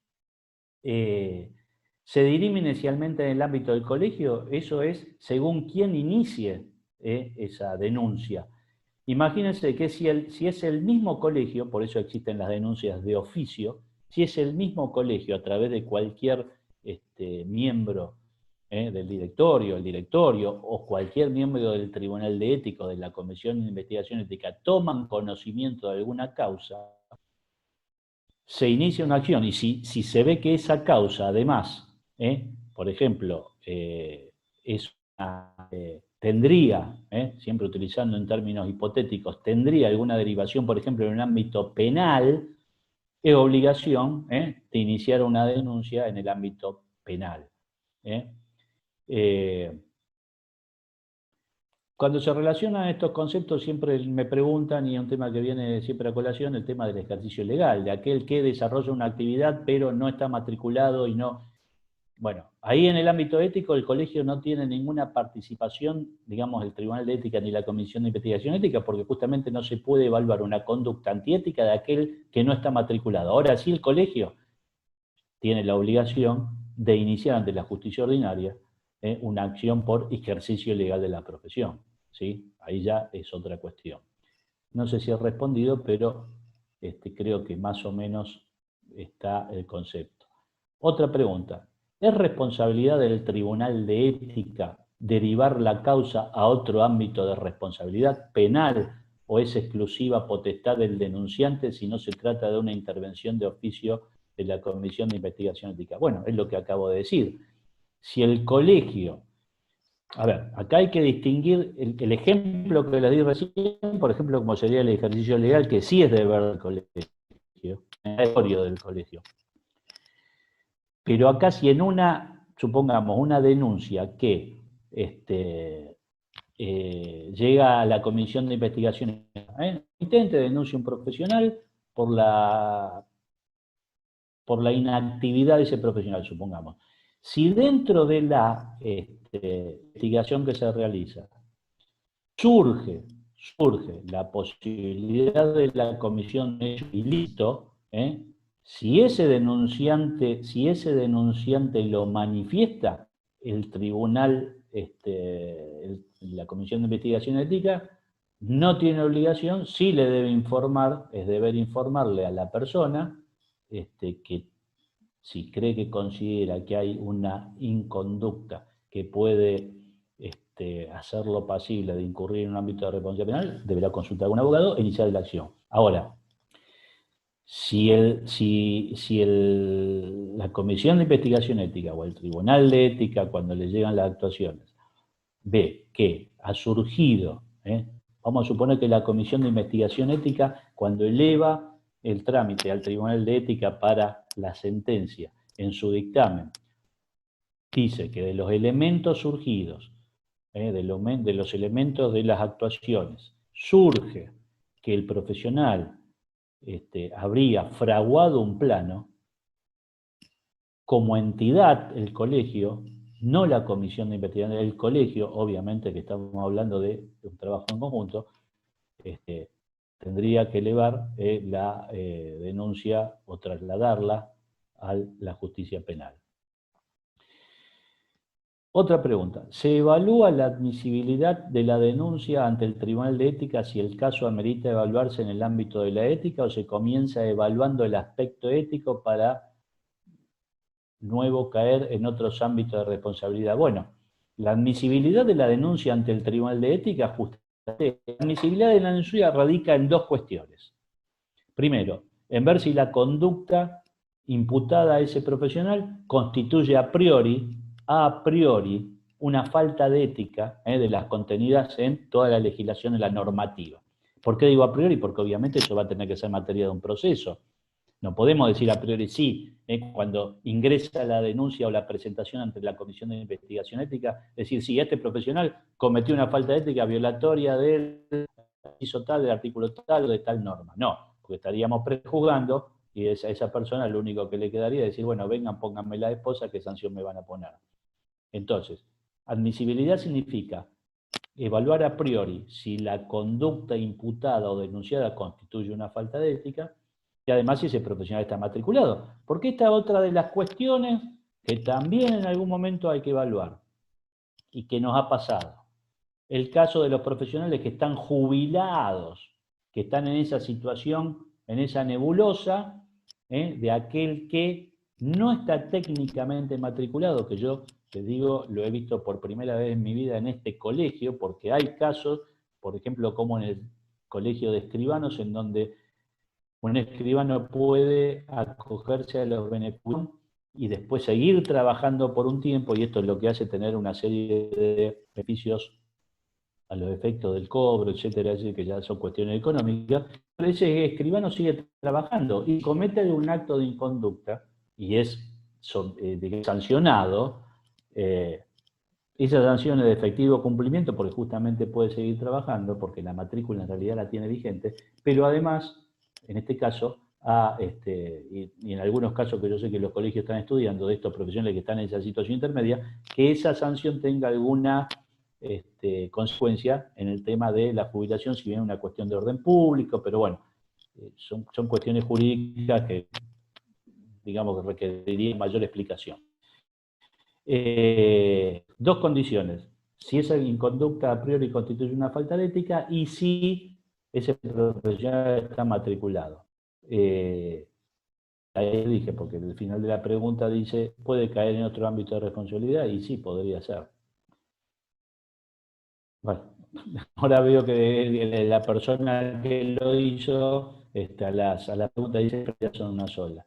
Más o menos estaríamos dando vuelta en realidad a lo mismo. Está el hecho de perseguir la preservación de la paz social en el ejercicio profesional dentro de las cuestiones que pueden ser motivo de comportamiento no ético, es decir, elegir examinar el conflicto en lugar de buscar una solución. Bien, la solución, digamos, los tribunales de ética y la comisión de investigación ética es siempre evaluar el comportamiento ético, y dejar de alguna manera, sobre todo cuando son denuncias de parte, llamémosle, dejar librado a que esa persona, el presentante, el denunciante, inicie otro tipo de acción disciplinaria en el caso de considerarse perjudicado o que se ha cometido un delito en la prestación de servicio. Acá me piden que si puede mencionar los artículos del Código Civil y Comercial, solo el número. Bueno, sí, los artículos que más o menos analizamos son el 1710, que es el deber de prevención del daño de todo profesional, el artículo 1723, que es el que establece la responsabilidad objetiva, el artículo 1724, que son los factores de atribución de la responsabilidad profesional, que nos habla de la culpa y el dolo, el artículo 1725, que es el que nos habla de casos de impericia, imprudencia o negligencia, y el artículo 1768, que es el que nos habla de lo relativo a las profesiones liberales. ¿Qué recomendaciones podría sugerir para los nuevos profesionales respecto a los resguardos que deben tener en sus primeros trabajos? Esto es muy amplio. Porque las recomendaciones son siempre las mismas y pareciera que acá nos ponemos un poco en maestro ciruela, como yo digo siempre, y de hecho la función que tratamos de cumplir, porque pareciera que esta comisión de investigación ética de la cual yo hoy me toca formar parte, pareciera que lo que ha venido a hacer es a meterse e investigar, obviamente que es una comisión de investigación, pero a meterse, a profundizar en sí, en las conductas, y hay profesionales que se sienten, digamos, vejados en su trabajo, y justamente es una comisión de investigación ética, es lo que la justicia ordinaria hace un fiscal, una fiscalía. Bueno, con todo este último acontecimiento es lo que deberían hacer. Pero bueno, en general digo, no en cuestiones políticas, sino en todo este tipo de cuestiones que han sido de público y notorio en los últimos tiempos, en donde se analiza la víctima y no el victimario. Entonces, pero hay muchos profesionales que se sienten, digamos, vejados, ¿cómo me van a investigar el trabajo que yo hice? Si yo lo hice con total diligencia y, bueno, pero estar en presentación de una persona que tiene todo su derecho a hacer la presentación y decir, considero tal cosa. Entonces, repito, ¿cuáles son los resguardos? Muchos, muchos. Y que yo diría que además van de la mano con ese temita que les acabo de decir de la orden de trabajo, que la orden de trabajo, ya repito, es una garantía para las dos partes, es una garantía de la exigencia de cumplimiento por parte del comitente y es una garantía de la liberación de alguna responsabilidad que pueda ser de alguna manera falsamente imputable al agrimensor. Pero recomendaciones habría muchas, y la recomendación principal es lo que les digo, cuando para aquellos profesionales que son nuevos en el ejercicio de profesión, plantéensela siempre de adentro hacia afuera, no pensando en lo que me puede pasar, y mientras a mí no me agarren, y yo sigo trabajando de esta manera. Total, hasta ahora no me agarró nadie, pero siempre hay una primera vez, y si así no me pasa, estoy planteando mal el ejercicio de mi profesión. Si yo sé que esto no lo debo hacer, no lo hago, porque hace a la calidad de la prestación del servicio profesional. Calidad de la prestación profesional. Esta materia en una reunión presencial, en donde nos pudiéramos ver las caras y donde a lo mejor pudiéramos dar algunos conceptos en virtud de lo que hemos venido viendo a través de algunos casos que se han tramitado o que están en trámite ante la comisión, de ver qué tipo de situaciones puntualmente podríamos, digamos, incluir dentro de este tema de las recomendaciones.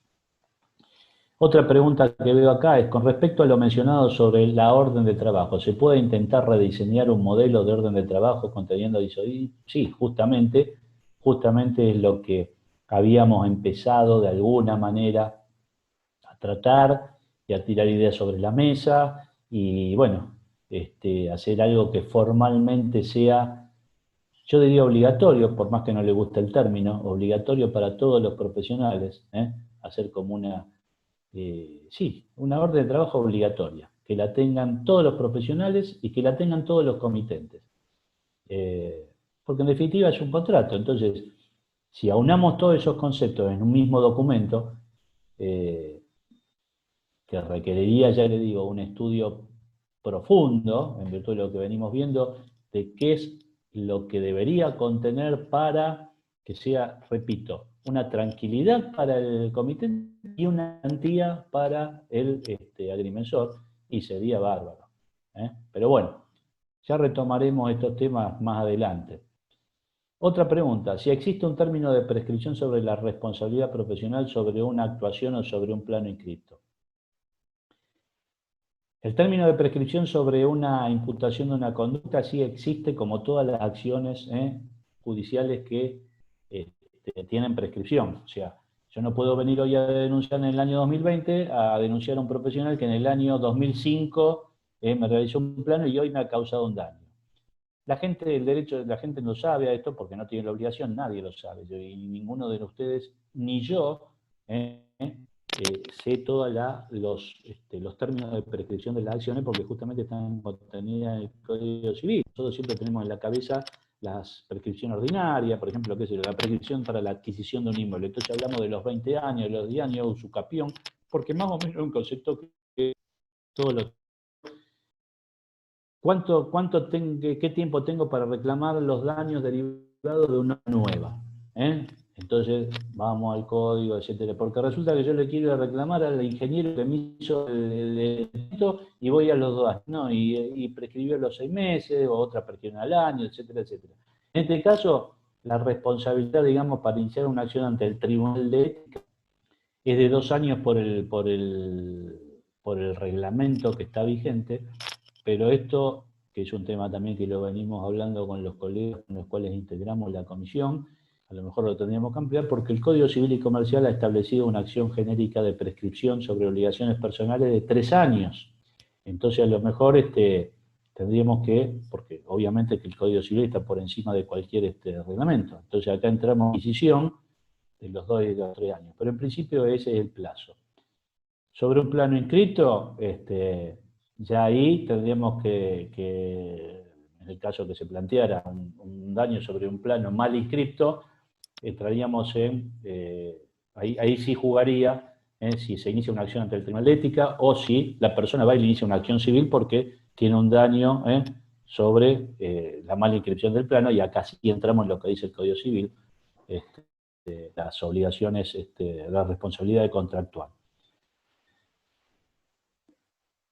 Otra pregunta que la veo media larga, de Marcos. La vía de comunicación informal hacia un empleado de un organismo... Uy, lo mandé al frente, perdón. Porque la vía de comunicación informal hacia un empleado de un organismo del Estado, a efectos de obtener información acerca de un trámite administrativo, dentro y fuera de un horario laboral administrativo. ¿Cómo está visto desde la ética? Teniendo en cuenta el no cumplimiento de la responsabilidad profesional por sobre el trámite administrativo y el desorden que esto conlleva, teniendo en cuenta que existen las herramientas administrativas, el decreto número tal y lógicas para el caso. A ver, la vía de comunicación informal, dice, hacia un empleado de un organismo del Estado, a efecto de obtener información. Esto, digamos, acá hay un toma y traiga. Esto es como el delito de cohecho. ¿Quién comete el delito de cohecho? Aquel que se deja corromper, que le ofrecida la coima, y el que le ofrece y el que se deja ofrecer. O sea, un empleado administrativo de un organismo del Estado debe dar información informal a un profesional que lo hace también en forma informal y plantea dentro y fuera. Y no, si ustedes me preguntan desde el punto de vista de la ética, no.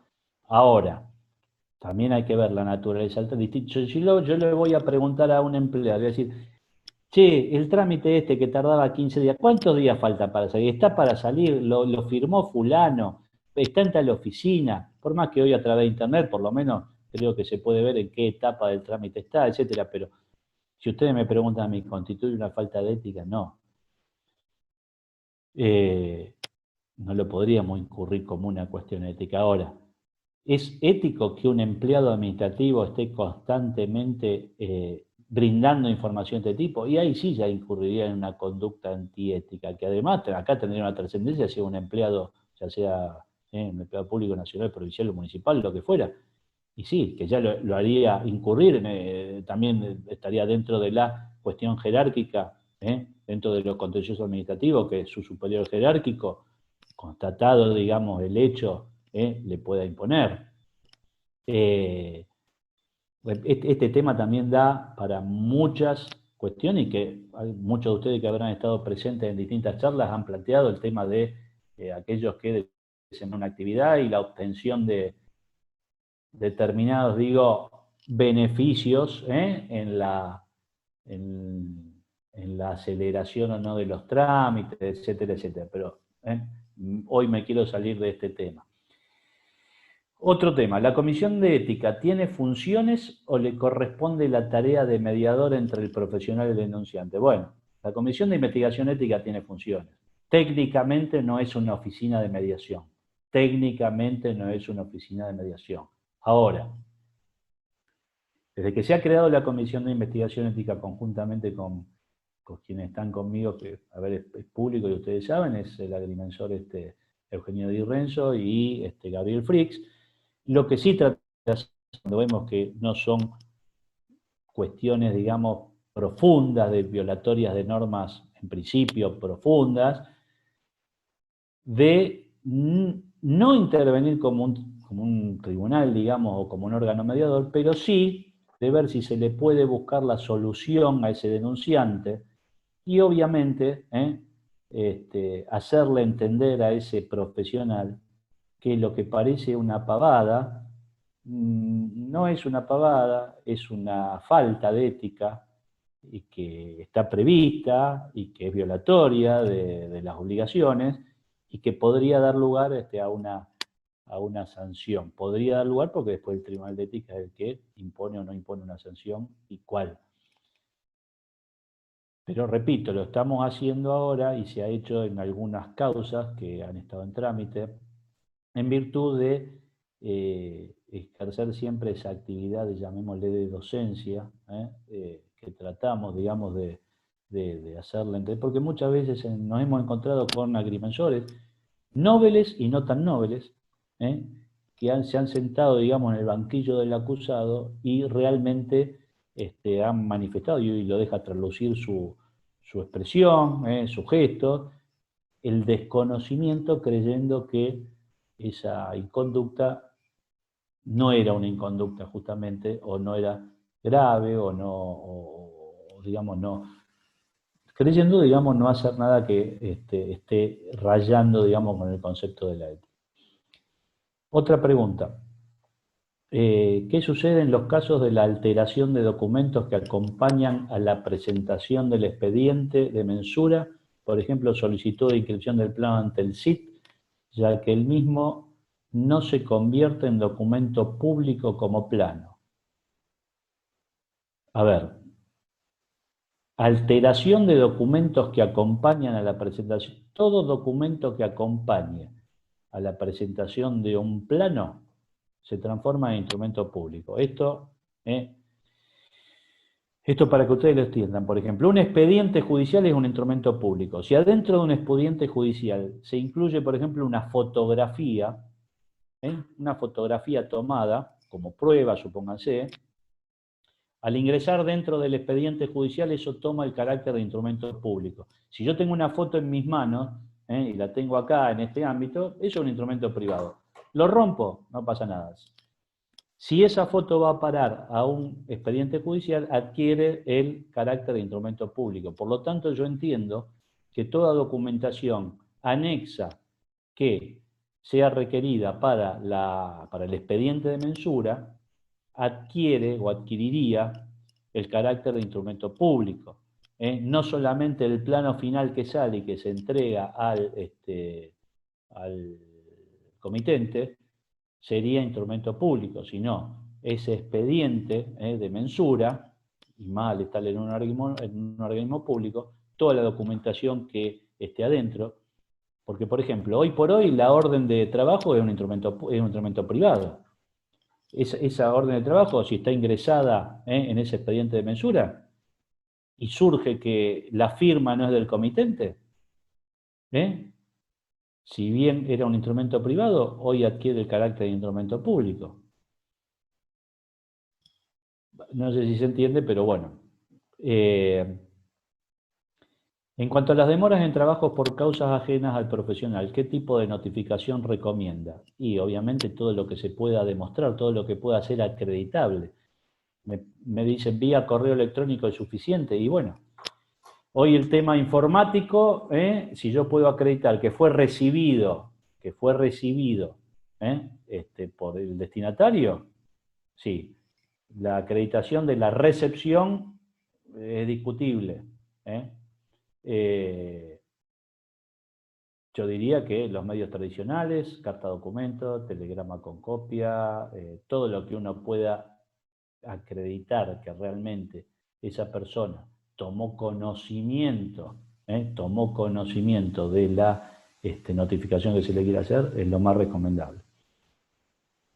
La última, Cuando nos encargan un trabajo y resulta que otro profesional lo había iniciado, ¿cómo debemos actuar? Si constato automáticamente, porque eso ustedes lo hacen, porque a través del colegio, cuando hay otro profesional que ya está interviniendo o había una orden de trabajo vigente o hay una constancia a través del colegio que eso en ese trabajo estaba actuando otro profesional, no lo debo iniciar. Como yo digo siempre, no debo poner un dedo en la iniciación del trabajo. Obviamente primero lo tengo que llamar a ese comitente y decirle, pero mire, usted le encargó, sí, mire, yo hace 10 años le encargué, pero fulano de tal nunca tuve más. Bueno, primero solucionar esa cuestión, aclararla, ponerse en contacto con el otro profesional, aclarar la situación con el otro profesional y una vez que esté todo aclarado, ver si pongo manos a la obra o no. Repito, manos a la obra o no. Y ver cada situación, digamos, es particular. A lo mejor ese profesional al cual le encargaron el trabajo hoy está jubilado, supongamos. O ese profesional hoy no tiene más la matrícula vigente, pero quedó algo en trámite, llamémosle, en el colegio. Ni qué decir de que si hay un trabajo, digamos, vigente, con el profesional vigente, matrícula vigente, ejerciendo su profesión, tiene que haber, por lo menos, lo que yo siempre digo, una comunicación al otro profesional, interprofesional, y además exigirle al nuevo,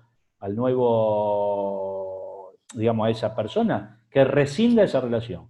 Tráigame una carta de documento en donde usted le comunica la rescisión del contrato, que tendrán que solucionar sus temas, si le debe o no le debe honorario, etcétera, etcétera. Bueno, creo que hemos finalizado por lo menos con las preguntas que vimos acá. Si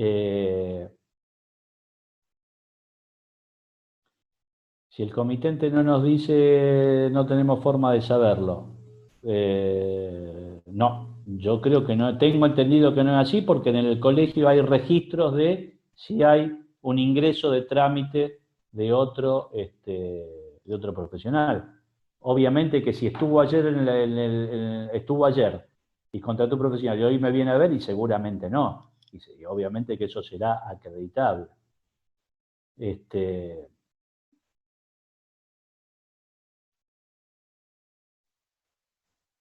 Ahí hay una más, perdón. Respecto a la sana competencia, que me lo ponen entre comillas, ¿cuál es el procedimiento del Tribunal de Ética para los colegas que presupuestan por debajo del monto mínimo de manera continua y sistemática? El procedimiento del Tribunal de Ética no es ninguno, porque eso tendrá que ser pasible de una denuncia. Con respecto al tema honorario, es un tema que no solamente es un tema y un problema de este colegio, sino de muchos colegios. Aquellos profesionales que no solamente presupuestan, sino que hacen trabajo por debajo del monto mínimo de una escala profesional. Bueno, es muy difícil, porque, a ver, primero enterarse de que un profesional trabaja por debajo de la escala o cobra honorarios mínimos. Si bien los honorarios están liberados, nadie va a trabajar digamos, nadie va a poner de su bolsillo, yo no creo que ninguno ponga de su bolsillo solamente para captar clientela, pero si hay un monto mínimo, en materia de honorarios, digamos, si un trabajo tiene un mínimo y se comprueba, pero esto, repito, esto tiene que ser materia de denuncia por alguien que lo pueda demostrar, obviamente si la Comisión de Investigación Ética toma conocimiento y tiene los elementos, empieza la actuación ante la Comisión de Investigación Ética. Pero repito, es un tema muy finito para analizar, porque repito, en todas las profesiones está pasando, pasa y está pasando, y eso hace justamente a la cuestión ética en el aspecto interno. Porque eso es tirar abajo la profesión, eso es no mantener la dignidad de la profesión. Pero repito, los honorarios están liberados. Entonces, si mi mínimo son 10 pesos y yo cobro 10 pesos cuando debería cobrar 20, pero me están parados por la ley. Bueno, entramos dentro de la competencia. Lo que sí está, obviamente, llamémosle penado, que daría posibilidad de la iniciación de una causa, es el tema de percibir honorarios por debajo de la escala prevista por cada ordenamiento con respecto a cada colegio. Bueno, creo que hemos finalizado. Valentina, no sé quién está a cargo de todo esto. Les agradezco. Bueno, Gustavo, has sido Sí. muy claro en tu disertación y en tus respuestas. Muchas gracias, Sí, te agradezco. Vamos a tomar una discúlpenme, última asistencia. tomen asistencia y por último lo que les digo antes de salir, discúlpenme porque por ahí estas explicaciones admiten más un ida y vuelta si estuviéramos presencial y a lo mejor poderles dar con algún ejemplo que nos ha tocado vivir, etcétera, etcétera. Pero bueno, y de todas maneras vamos a ver si en la próxima lo podemos profundizar.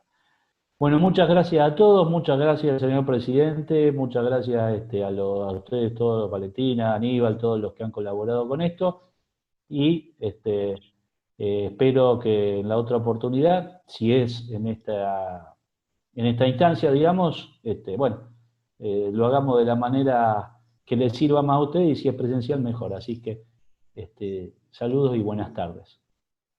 Bueno, te agradecemos entonces, Gustavo, y damos por finalizada la primera jornada de ética y responsabilidad profesional. Gracias a todos por participar.